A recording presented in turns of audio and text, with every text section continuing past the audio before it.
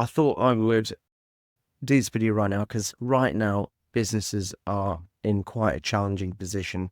There's a lot going on in the economy in terms of confidence. It's taking a lot longer to land customers, to sign them up, to get them over the line. And this video is all about making sure businesses take the right actions at the right time so they don't end up in catastrophic cash flow and profitability issues. When I'm talking about trading your way out of a loss, it's when you've got a reduction in your sales, and because you've got that reduction in your sales, you are not making enough profit. And because you're not making enough profit to cover your overheads, then it's very likely that you're making a loss. And by the way, one thing I would always say is when I'm talking about a loss, I don't just mean the bottom line in your profit and loss.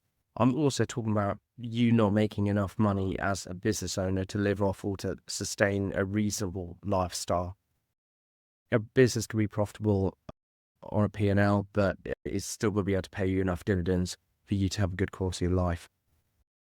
And if it's not doing that, it is loss making. So there's a couple of things to understand. Firstly, is the loss due to the sales, or is it because of other factors?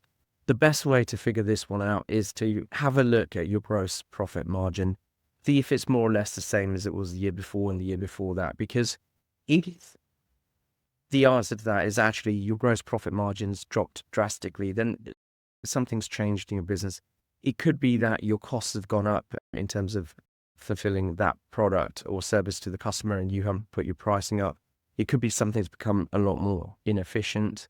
And realistically, if that is the issue, then that's got to be dealt with anyway. It's going to be, you got to have a realistic look at your pricing or your agreements with your main suppliers that provide the materials, and also any subcontractors and direct members of staff you got dealing with them to make sure everything's as efficient as possible, not just in terms of the price you pay to your suppliers, but the price you get from your customers, and people are doing their jobs as they should. But assuming your gross profit margin hasn't really changed year on year from a point where you were profitable, then the issue is quite likely your sales volume. You're probably not bringing enough sales in to cover the level of overheads you need to, and also generate the level of profit you need to. And this is the tricky one, because when the prior situation with the margins not working, that there is a very practical and deliberate solution to that.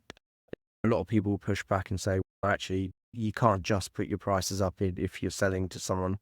They might not use you anymore, but that's a separate conversation. But at least that's an area to focus on.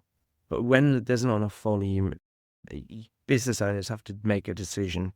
Do they wait until that volume comes back? So sometimes they need to do the marketing to get that volume back so they can then sell enough stuff to cover all their overheads. Or do they start taking action to actually cut their overheads?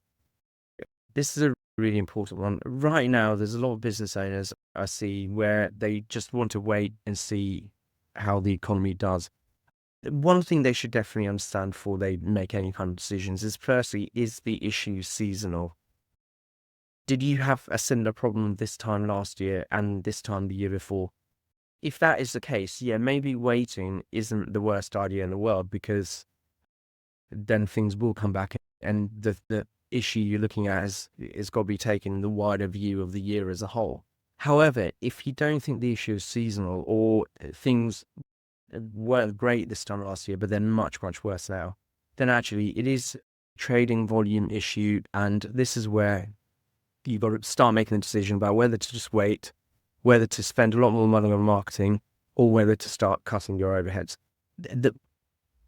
Waiting, what I'm trying to say in this video is waiting is not the best option, because you can't control economic factors. There's a lot of things you can't control. So actually, when you're in that situation, the only two decisions you can make is, firstly, how long you wait for, because everyone's always going to wait a certain amount of time. Waiting indefinitely is not the answer. But if you give it 2 more months, or if you give it 1 more month before you say, yeah, I'm going to make some decisions, then that's fair enough. But then once you've decided how long to wait for, then the second one is, okay, do you try and market your way out of it, or do you try and save your way out of it and cut costs, or do you do both? But those are the decisions that you've got to take doing nothing and waiting indefinitely is not a good idea. You can't just hope for the economy to recover. You have to do whatever you can to get your business back to profitability, ideally in a way that it doesn't impact your standards, and also in a way that doesn't stifle your long-term opportunities, but actually you've got to focus on making your business profitable at any point. So that's the point of this video. Don't just wait, do something, at least make a plan, and I'll see you in the next video.